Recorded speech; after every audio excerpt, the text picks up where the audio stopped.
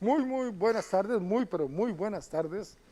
Contentísimos, de verdad que muy contentos de nuevo volver con el cafecito de la tarde y este primer programa de la temporada 2021. Y qué mejor forma de traer un viejo amigo que ya es parte del staff de los amigos que vienen a consulta, ¿verdad? Por supuesto. Y a ustedes gracias por estar con nosotros en esta nueva temporada de Cafecito de la Tarde que iniciamos el día de hoy. Por aquello, si nos quitamos ahora La mascarilla. las mascarillas, primero ya estamos vacunados.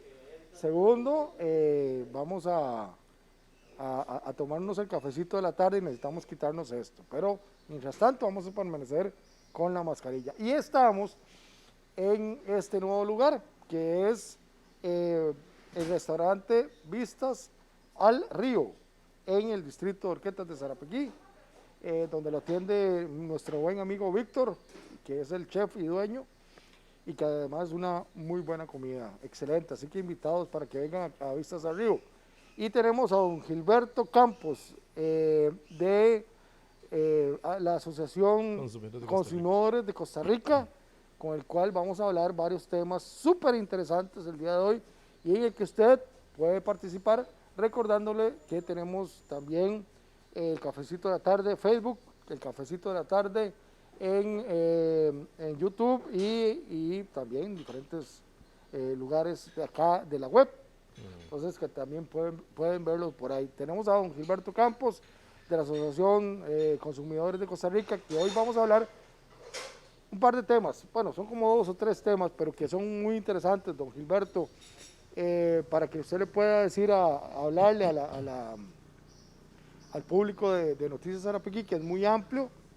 Don Gilberto, creo que este es un tema que está en boca de todos y cómo este caso Cochinilla, este caso que está tan de moda ahora, en boca de mucha gente, y los casos que se han presentado en los últimos años, en los últimos 20 años, que han sido muchos casos de corrupción. Este se dice que es el caso más grande de todos. Como consumidores, ¿cómo nos afecta estos casos? A usted y a mí como consumidores. Bienvenido de nuevo al Cafecito de la Tarde. Muchas gracias, Alfie, y muchas gracias a todos ustedes por abrirnos la puerta nuevamente en este programa. Yo estoy súper encantado y agradecido que nos hayan tomado en cuenta nuevamente para participar en este programa tan relevante para la comunidad sarapiqueña y tan relevante para la comunidad nacional. Ciertamente, este tipo de iniciativas deberían ser replicadas en todo el país en diferentes formatos, en diferentes estilos, justamente para que la gente conozca la calidad de la gente, del pueblo y de la producción que es capaz de hacer fuera del Valle Central. Eso es verdaderamente muy importante. El tema de la corrupción es un tema sumamente complejo y la gente dirá, bueno, ¿qué tan complejo es robarse la plata de un lado y metérsela en la bolsa? Tiene sus elementos de complejidad. En primera instancia hay que recordar que el Estado se financia a través de impuestos. Impuestos que te cobran a vos, me cobran a mí, le cobran a usted, cada vez que va a echar gasolina en su vehículo a la estación de servicio, cada vez que paga impuestos de renta, cada vez que paga el impuesto al valor agregado, cada vez que paga alguno de los ciento y resto de impuestos que tiene el Estado costarricense. Todo eso va a las arcas del Estado y hay una redistribución de esos ingresos para financiar salud, seguridad, obra pública y demás. Bueno, justamente los dineros que son destinados a esa obra pública, en este caso particular, están basados justamente en la recolección de esos impuestos. Y entonces, cuando usted ve una carretera, cuando usted ve un puente, cuando usted ve la construcción de un hospital o cuando usted ve la construcción de un dique, cuando usted ve la construcción de un puente, cuando usted ve la construcción de una acera, digamos, en vía nacional, hay que partir del principio de que usted lo está pagando. Y la gente dirá, bueno, pero es que yo no lo pago. No, sí lo paga. Hay un principio, una famosa frase como popular que dice, plata de todos, plata de nadie. ¿Verdad? Pero lo cierto del caso es que no hay una frase más mentirosa que eso, porque resulta ser que la plata es suya, es mía, es de quien pagó el impuesto. No es plata, no es que sea plata de nadie, es que efectivamente es plata con la que todos han contribuido para justamente financiar las acciones del Estado. ¿El Estado qué hace entonces? El Estado contrata, el Estado contrata la, la obra que no es capaz de hacer o que no quiere hacer, ¿verdad? A través de esos contratos, ya sea de concesión o cualquier otra figura que se utilice. Esos contratos, la ley permite ajustes, ¿verdad? Es decir, la ley permite que usted haga una oferta y resulta ser que al final de cuentas, por algunos factores específicos, no alcanzó, entonces usted hace un reajuste de precio, el Estado le paga ese reajuste y resulta ser que va subiendo el precio muy por encima de lo que al final se otorgó, con el precio que se otorgó esa contratación. Entonces, aquí hay que partir del hecho de que efectivamente todo este dinero que es desviado a través de sobreprecios, a través de decisiones de las juntas directivas del Estado o decisiones de los jerarcas del Estado, por ejemplo, para beneficiar directamente a una empresa, o las maneras que tengan algunas empresas para tratar de agilizar los pagos del Estado, estamos hablando de que le cuesta a usted, me cuesta a mí, le cuesta a toda la gente que nos está viendo a través justamente de ese mecanismo de redistribución de los ingresos y de pago de impuestos. Ahora, hay que tomar una cosa en consideración que es sin lugar a dudas muy importante, y es que cuando hay ambientes propicios se genera corrupción. ¿Y qué es un ambiente propicio? Bueno, un ambiente propicio es un trámite larguísimo, una factura pagada a meses, ¿verdad? Por ejemplo, un trámite de contratación que dura años.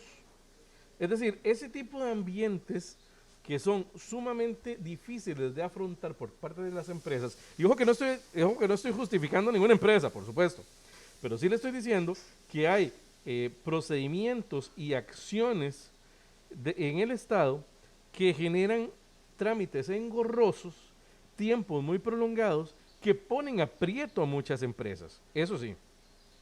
Y entonces, los que han hecho contrataciones con el Estado, que a veces terminan cancelando una factura a 3, 4, 5 meses, ¿verdad? O 6 meses, dependiendo de los trámites que tengan que hacer, meten en problemas a una empresa que tiene proveedores que pagar, que le están cobrando de inmediato, que no se van a esperar a que el Estado les pague, ¿verdad? Y entonces tienen que ver cómo se las agencias. Entonces, esos ambientes que son sumamente difíciles de afrontar para cualquier empresa honesta, ¿verdad? Generan o podrían generar ambientes propicios para la corrupción.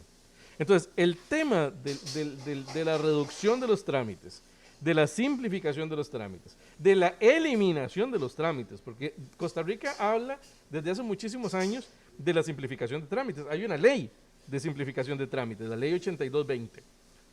Pero nadie ha empezado a hablar de eliminar trámites, porque cuando usted habla de eliminar trámites, a mucha gente se le para el pelo.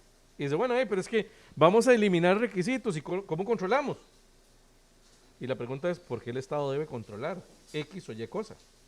¿En qué le beneficia a la gente, al usuario, al consumidor, que el Estado controle una u otra actividad?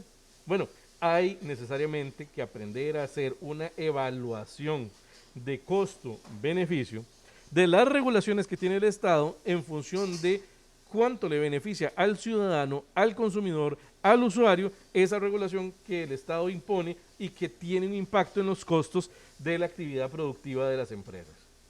Toda regulación tiene un impacto económico dentro de la actividad de una empresa, sea chiquitita o sea grande. Eso es así. Por ejemplo, una soda. Hablemos de una soda. Una soda, para no alejarnos mucho del tema, una soda que le vende servicios al Estado, por ejemplo. qué sé yo, que le vende los desayunos a alguna institución. Esa soda, para que pueda operar, necesita un permiso sanitario de funcionamiento, ¿cierto? Y uno podría decir, bueno, sí, pero es que es lo lógico, debería tenerlo. Sí, efectivamente, debería tenerlo. Pero la pregunta es, ¿cuánto cuesta para un empresario pequeñito obtener un permiso sanitario de funcionamiento? Las remodelaciones del local, las adaptaciones del local, si el local que tiene no tiene un servicio sanitario adaptado para personas con discapacidad, tiene que remodelarlo, adaptarlo. La inversión en temas que tienen que ver, por ejemplo, con los carnets de manipulación de alimentos, hay que hacer una inversión en los cursos de manipulación de alimentos. Es decir, cada negocio, por pequeñito que sea, bueno, la formalización de los empleados, si tiene un empleado, el pago de la caja, el pago del seguro del Instituto Nacional de Seguros, ¿verdad? La póliza de riesgos del trabajo, entre otras cosas. Todo eso son costos. Todos esos son costos que tienen que enfrentar las empresas pequeñitas y las grandes también. Entonces, el costo de la regulación, o veámoslo desde esta perspectiva, el fin de la regulación a veces no se contrapone con el o no se corresponde, perdón, no se corresponde con el beneficio que persigue el Estado para darle a usted, consumidor, o a usted, usuario. ¿Me explico? Hay que iniciar un proceso de evaluación de todas esas regulaciones que tiene el Estado para ver de qué sirven o para qué sirven o cuánto está elevando los costos de regulación para la operación de las empresas. Volvamos al caso de la corrupción. Tomando en cuenta esto, hay que observar con claridad y con certeza de que, por un lado, está el tema de los ambientes propicios para delinquir. Entre más trabas, entre más regulaciones, entre más largos sean los trámites y costosos los procesos, sí, habrá gente que se los quiera brincar. Es cierto eso, habrá gente que se los quiera brincar. Entre más sencillo sea, entre más rápido sea, entre más eficiente sea, no va a haber posibilidad de que alguien se los quiera brincar. Entonces, eso es lo primero que hay que tomar en consideración. En segundo lugar, la corrupción nos cuesta a todos, porque ya lo decíamos hace un momento. Todos pagamos impuestos, ya sea los que pagan renta, los que pagan impuestos por el salario que reciben, los que pagan impuestos cuando consumen cualquier cosa a través del IVA, los que pagan impuestos cuando van a echar gasolina, todos pagamos impuestos. Y todo eso va a las arcas del Estado, que termina pagándose, en estos casos, por ejemplo, con el caso que tenemos en boga, con sobreprecios, con dádivas, con coimas, porque esa plata sale de algún lado. Mentira que la plata de los sobornos, mentira que la plata de las coimas, mentira que la plata de las, qué sé yo, de los beneficios extras que se le daban a los funcionarios salieron del patrimonio del empresario. Eso es mentira. Es que estamos hablando de 78.000 millones de colones. Esa plata salió de usted, de mí, de los que nos ven, de todo el mundo. De ahí salió esa plata. Y entonces el costo de la corrupción efectivamente es muy alto para el país, porque no es solamente la plata del presupuesto nacional, no es solamente la plata con el que se paga la factura que emite la empresa, no. Estamos hablando de los sobreprecios, estamos hablando de la falta de competencia, estamos hablando de la imposibilidad que tienen otras empresas de participar en procesos de contratación. Estamos hablando de que esas contrataciones amarradas posiblemente, o presuntas contrataciones amarradas, ¿verdad?, lo que generan es un impacto económico en otras empresas que no pueden generar empleo, que no pueden generar dinamismo económico, que no pueden generar una serie de encadenamientos que son necesarios para la reactivación económica del país. Y se da, por ejemplo, el caso, estaba también viéndolo en varias publicaciones, de que había empresas que cobraban menos y se terminaba escogiendo a estas dos grandes empresas que hoy están haciendo... Sí, eso hay que ser muy cuidadosos, porque hay que evaluar con claridad los procesos de contratación administrativa. La ley de contratación administrativa le permite al Estado seleccionar incluso empresas que no hayan ofertado el precio más bajo por factores de tipo técnico, por estudios específicos, por la especificidad técnica de la oferta. Ya, habría que ver si alguno de esos es ese caso. Entonces no podríamos generalizar realmente en cada uno de los casos sin conocer el expediente, por supuesto. Pero Pero lo cierto aquí es que el común denominador de todo esto es la falta de transparencia. Y cuando hablamos de transparencia en los procesos de contratación, estamos hablando de transparencia para quién. ¿Ah? Porque cuando usted habla de transparencia, cuando usted habla de ética en la función pública, cuando usted habla de honestidad, usted lo está diciendo en función de alguien. Alguien que demanda esa transparencia, alguien que demanda esa ética, alguien que demanda esa honestidad. ¿De quién estamos hablando? Del usuario, de la gente. Estamos hablando del ciudadano. La transparencia no es subir en una página web lo que se cotizó, lo que se compró, el monto que se pagó. Si nadie lo ve, ¿a qué le importa? Lo más importante es que los procesos de transparencia sirvan para informarle a la gente, para que la gente sepa y conozca de que esas cosas se hicieron bien de acuerdo a los procedimientos y la legalidad. Y aquí entramos en un asunto muy delicado, que tiene que ver con la responsabilidad de nosotros como usuarios o como consumidores o como ciudadanos. Si existen políticas y prácticas de transparencia que el Estado costarricense las tiene, el Estado costarricense ha trabajado durante años en procesos de digitalización, en procesos de digitalización de compras, en el SICOP, por ejemplo, el sistema de compras del Estado, ha trabajado en procesos de gobierno digital, de estrategias de gobierno abierto. Es decir, ha hecho una gran de plataformas de transparencia. Recuerdo la de la Defensoría de los Habitantes hace muchos años. El Estado costarricense ha trabajado en esa dirección. Pero nada hace el Estado trabajando en esa dirección si el ciudadano no lo aprovecha, si el ciudadano no lo usa, si el ciudadano no lo conoce, si el ciudadano no le importa. Y entonces al ciudadano es al que debe importarle. No solamente cuando reviente el escándalo de corrupción en la prensa, no solamente en ese momento, sino en todos los procesos previos donde nada se sabía. ¿Qué hubiera pasado si la gente se interesara más por los procesos de contratación? Pero o sea, durante los últimos 20 años se han hecho leyes que aparentemente le han complicado las cosas para que esta gente, como decía mi abuela, haga chanchullo, haga chorizo. ¿Qué está fallando que aún así sigue existiendo y siguen saliendo ese tipo de casos? De casos tan sonados como la cochinilla. A veces los procesos de formulación de la ley responden a momentos particulares de la historia. Recuerdo muy bien cuando salieron los escándalos de los expresidentes de la Unidad Social Cristiana, don Miguel Ángel Rodríguez y don Rafael Ángel Calderón. Recordará usted que en ese momento, casi corriendo en tiempo récord, se propuso en la Asamblea Legislativa el proyecto de ley de ley contra la corrupción y el enriquecimiento ilícito. ¿Recuerda usted esas cefas? Esa ley particularmente, que todo el mundo dijo, sí, claro, hay que eliminar los casos de corrupción, hay que cerrar los portillos, hay que evitar que la gente delinque, etcétera, etcétera. En algún momento, en alguna vuelta del camino, se les olvidó ver qué tanto iba a entrabar la función pública de esa ley.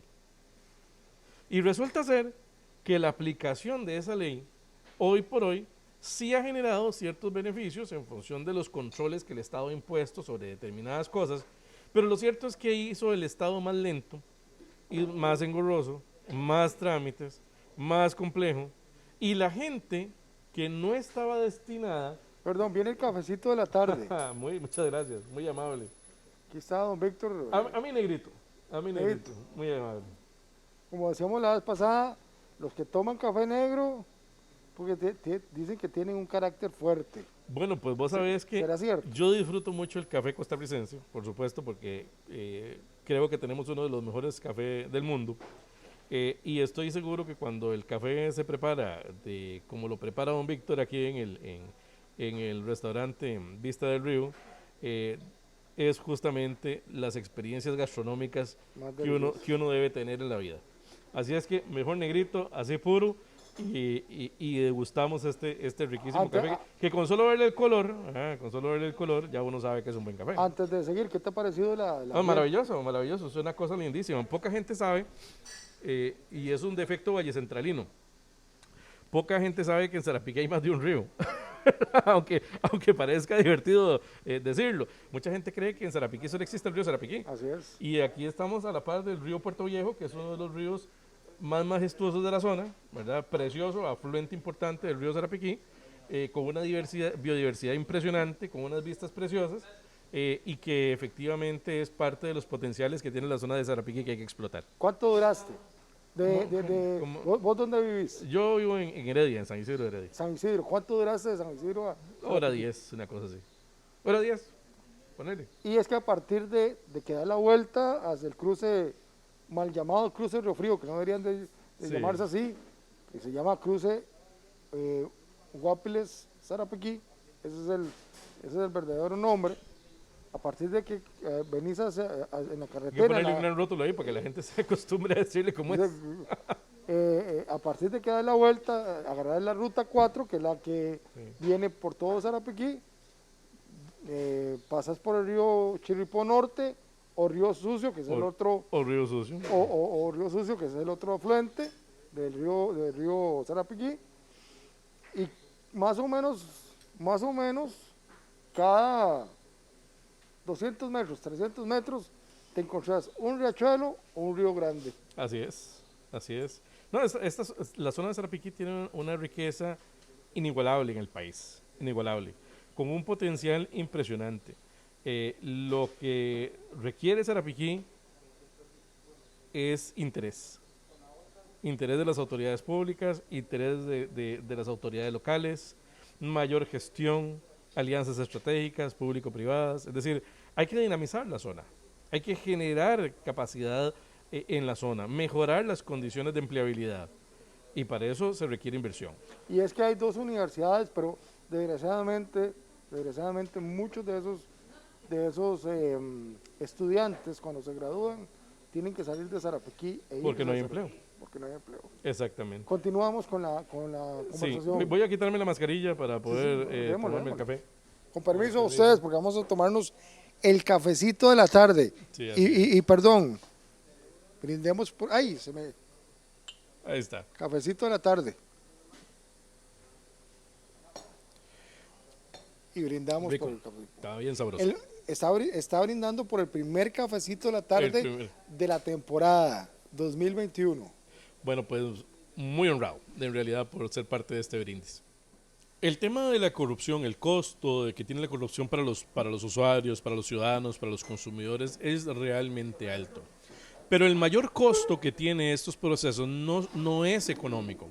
El mayor costo que tiene estos procesos es en la credibilidad, en el socavamiento de la credibilidad que tiene la gente y que deben tener los ciudadanos en el sistema democrático, pero principalmente en el sistema judicial, en el poder judicial. Porque justamente el poder judicial es un pilar fundamental en el desarrollo de los regímenes democráticos. Y cuando la gente deja de creer en la justicia, cuando la gente deja de creer en los jueces, cuando la gente deja de creer en el fiscal o en la fiscal, o deja de creer en los magistrados, estamos a un paso muy peligroso de convertirnos en una república con una profunda y seria crisis que solamente se puede resolver con muchísimo tiempo. Costa Rica no puede caer en ese proceso de crisis. Costa Rica no puede generar un ambiente de incredulidad alrededor de las figuras del Poder Judicial o de los jueces. Justamente son los jueces los que son un pilar fundamental garante de la democracia. Y cuando la gente deja de creer en la justicia, sencillamente empieza el anarquismo. Y eso es lo que Costa Rica no puede permitirse. Hay una tristeza en Claro. costarricense actualmente con respecto a ese tema y ojalá que no quede en nada, como al parecer reclama algún sector de la población Sí. o el gran sector de la población. Sí, los trámites en el Poder Judicial son largos. Quien haya tenido una situación que haya tenido que ventilarse en los tribunales de justicia sabrá que son procesos sumamente largos. Las primeras estimaciones de este caso, que las decían algunos especialistas en derecho, eh, arrancando nomás los procesos, eh, se estimaban en alrededor de 10 o 15 años para ir viendo algún resultado, tomando en cuenta la gran cantidad de personas involucradas en este caso. Haberlo arrancado es un acierto, haber descubierto esto es un acierto, haberlo ventilado es un acierto, mejorar las condiciones de la justicia, mejorar los tiempos de la justicia, de manera tal que el famoso dicho que de justicia pronta y cumplida sea una realidad y no una aspiración. Gilberto, tenemos que cambiar de tema porque nos quedan como 10 minutos apenas.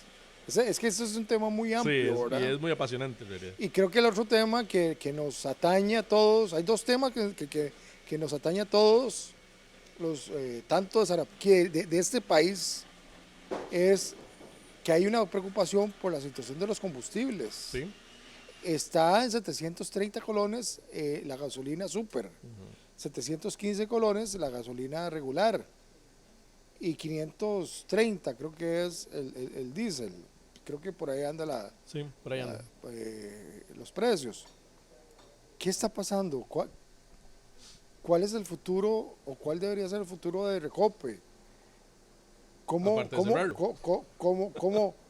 ¿Cómo hacerle entender al costarricense de a pie y el que maneja su carro todos los días para ir a su trabajo lo que está sucediendo? Sí. Hay personas que la única relación que tienen con el mercado de combustibles es cuando van a la bomba, llenan el tanque y se van. Y ya. Pero el mercado de combustibles es sumamente complejo en nuestro país. Rápidamente, vamos a describirlo. Hay una serie de actores que lo conforman. En primer lugar, el Recope, que es el único actor importador, tiene un monopolio de importación de combustibles en nuestro país. Con todo lo que eso implica, desde que no hay quien le cuestione su forma de comprar los combustibles en el exterior, no hay quien le cuestione, digamos, los montos a los que decide el Recope pagar el combustible y los productos terminados en el exterior. No tiene competencia para abaratar o mejorar los costos de operación. No existe la competencia. Entonces el monopolio de importación es el primer elemento. El segundo elemento es que Recope ciertamente tiene una serie de funciones encargadas por ley y reglamentariamente, que tiene que velar por temas de calidad, tiene que velar por temas de abastecimiento, temas de inversión en materia para el abastecimiento, etcétera, etcétera. El otro actor son los distribuidores, los peddlers, los camiones cisterna y demás. Eso es otra etapa, ¿verdad? Entonces, recordarán ustedes que en los combustibles no hay un precio uniforme. Está el precio plantel, el precio peddler, el precio estación de servicio, el flete, ¿verdad? Es decir, hay una serie de costos asociados. Después están las empresas de distribución. Cuando, por ejemplo, hablamos de gas licuado de petróleo, empresas que tienen, le compran a Recope con grandes camiones, llevan a la planta, lo pasan a una gran cisterna y después de esa gran cisterna envasan los cilindros para disposición al consumidor para sus rutas, ¿verdad? Pero estamos hablando de gas licuado de petróleo. ¿Y por qué digo gas licuado de petróleo? Porque cuando hablamos de combustibles no hablamos solo de gasolina. Estamos hablando de gasolina super, gasolina regular, diésel, estamos hablando de naftas, estamos hablando de búnker, estamos hablando de una gran cantidad de tipos de combustibles que comercializa Recope, no solamente gasolinas. Estamos hablando de gas licuado de petróleo y otros productos derivados. Entonces, y otros tipos de productos de gas licuado de petróleo, como por ejemplo rico en propano, entre otras cosas. Entonces no estamos hablando de una única cosa, estamos hablando de muchas cosas cuando hablamos del mercado de combustibles. Vamos al tema de la distribución. Resulta ser que el consumidor a quien le compra es a una estación de servicio. Y la estación de servicio tiene un modelo de costos que está definido también en ARECEP, ¿verdad? un modelo que establece el costo por la planta, el costo de operación, los empleados, el costo administrativo, etcétera, etcétera, que se traduce en un margen de ganancia para la estación de servicio. Entonces vean ustedes que hay una serie de márgenes, ¿verdad?, en el mercado de combustibles que van poco a poco haciendo la sumatoria que termina pagando el usuario. El usuario es el que paga toda esa estructura para arriba de precios hasta llegar a la importación. Se habla mucho del 40%. Sí, a eso voy. La composición del precio, de los combustibles tiene que ver con varios factores. Justamente con todos esos factores que les acabo de decir. El impuesto único de los combustibles, la ley 8114, ¿verdad? Que fue una ley que lo que hizo fue reunir una gran cantidad de impuestos que pesaban sobre los combustibles. Recordarán ustedes que antes de la publicación de esa ley había selectivo de consumo, había una gran cantidad de impuestos. No recuerdo si eran más de 10 o 12 impuestos lo que le aplicaban a la gasolina. Entonces, no recuerdo bien si fue durante el gobierno de José María Figueres o de Miguel Ángel que se propuso. Bueno, fue en ese interim. Se aprueba el impuesto único a los combustibles con un detalle. Y es que la ley 8114 tiene un mecanismo muy perverso de actualización permanente del impuesto. Entonces, cada 3 meses el impuesto se actualiza por ley. Entonces es como tener una bola de nieve. Bueno, digamos, tirar una piedra en un tierrero, ¿verdad? Ahí cada vez se va haciendo más grande y más grande y más grande la avalancha, ¿verdad? Bueno, justamente eso es el impuesto único a los combustibles. Tiene un mecanismo de actualización que impide que el impuesto baje. Y que no solamente que impide que baje, sino que provoca que suba. ¿Me explico? Entonces, cada 3 meses tenemos una actualización del impuesto que hace que el impuesto suba y suba y suba y suba. Entonces, nunca vamos a salir de esto. Es como cuando usted paga, cuando usted está en problemas con una tarjeta de crédito, que cada vez resulta ser que, pero yo no debía tanto. Ah, no, es que son los intereses. Mire, pero es que yo no debía tanto. Ah, no, es que fueron los intereses. Y resulta ser que son intereses, y va para arriba, para arriba, para arriba, para arriba. ¿Y para dónde va ese dinero? La ley 8114 establece una distribución del impuesto único a los combustibles. Una parte va para el CONAVI, para mantenimiento de vías, otra parte va para la Universidad de Costa Rica, otra parte va para la Caja Única del Estado, otra parte va para otras instituciones. Es decir, la distribución del impuesto único a los combustibles, ciertamente la mayor tajada es para la Caja Única del Estado y para el mantenimiento de vías. Pero del impuesto único a los combustibles también se le da plata a otras instituciones. Y ahí es donde habría que revisar muy bien, ¿verdad?, esos destinos de ese impuesto. Porque es que uno escucha a mucha gente, liberales y demás, decir quitemos el 40% de impuestos. No. Vamos a ver. Costa Rica tiene más o menos, por ahí van alrededor de 105 impuestos, de los cuales 5 o 6 generan alrededor del 80% de los ingresos del Estado. Estamos hablando del IVA, del impuesto único a los combustibles, de la renta, entre otros. El resto son impuestos que cobrarlos posiblemente nos salga más caros que mantenerlos. Entonces hay que hacer una revisión de cuáles de esos impuestos se pueden eliminar sin generar un impacto a las finanzas públicas. ¿Por qué? Porque en el momento en que usted quita un impuesto que lo que genera es menos de lo que cuesta administrarlo, pues obviamente hay un beneficio para el Estado, ¿verdad? Obviamente, eso es matemática, ¿verdad? Eso es 2 más 2, ¿verdad? O 2 menos 2. Entonces, ¿cuál es el asunto aquí? Que decir que vamos a bajar el impuesto único a los combustibles podría terminar siendo un balazo en el pie para el Estado. Entonces, que salga gente diciendo ahorita, mire, vamos a quitar el impuesto único a los combustibles, vamos a bajarlo a la mitad. ¿De dónde vas a sacar plata para pagar maestros, seguridad, salud, etcétera, etcétera? ¿Verdad? Por ejemplo. Por el otro lado, ¿cómo haces vos para mejorar las condiciones en el mercado de combustibles? De varias formas. 1, rompamos el monopolio de importación de Recope.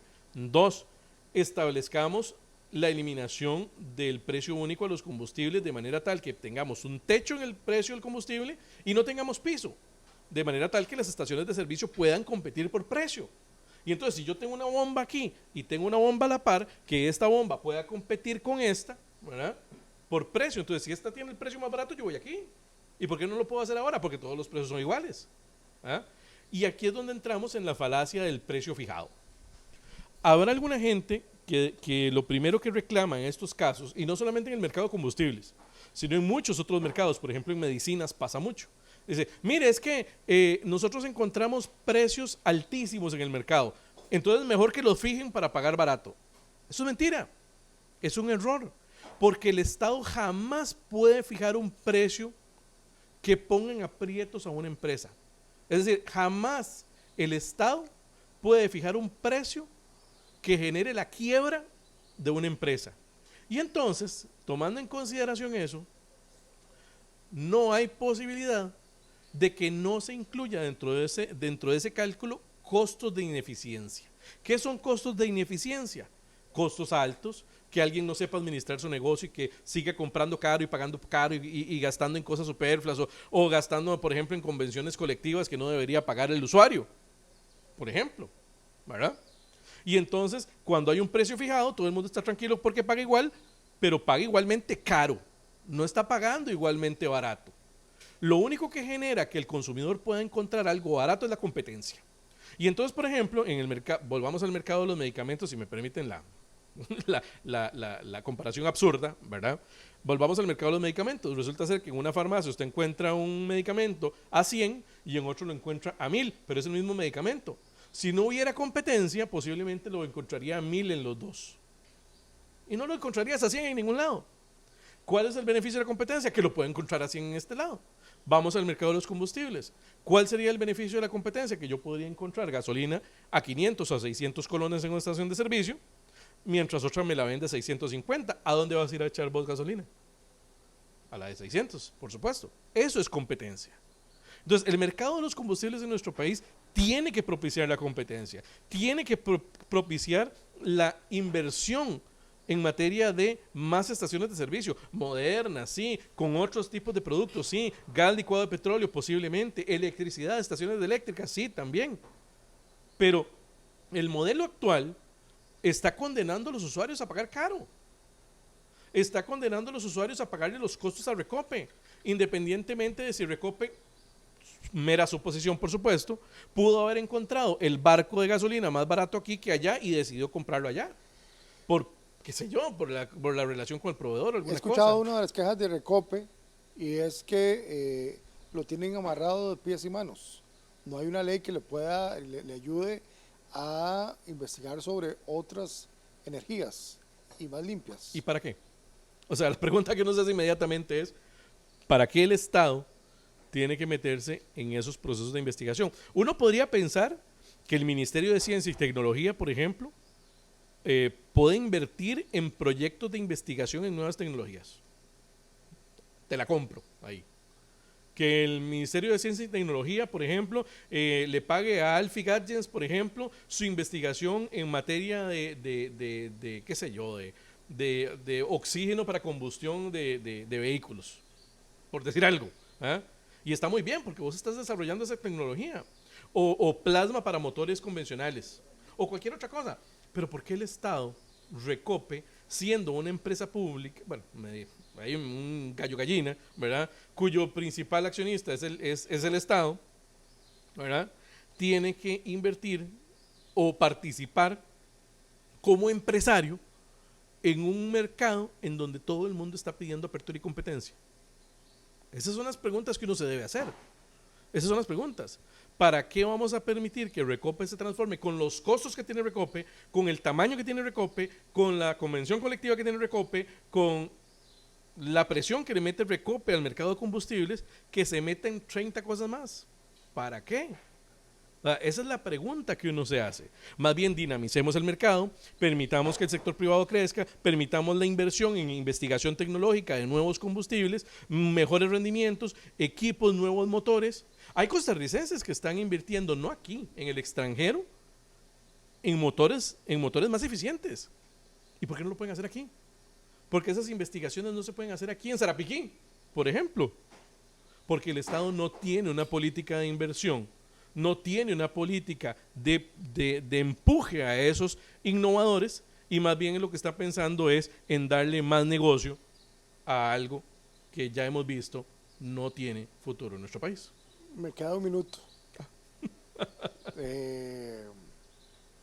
y hay temas que se nos están quedando, pero en este minuto, para que des un último pensamiento y se nos quedó el tema del arroz. Sí, es que el tema del arroz es muy grande y es un tema complejo. Pero en el tema del arroz, aprovechando este minuto, te voy a dar 2 datos. El Instituto Nacional de Estadística y Censos en reiteradas ocasiones ha dicho que las familias más pobres de este país son las que más destinan el ingreso que tienen, el poco ingreso que tienen, a la compra de alimentos.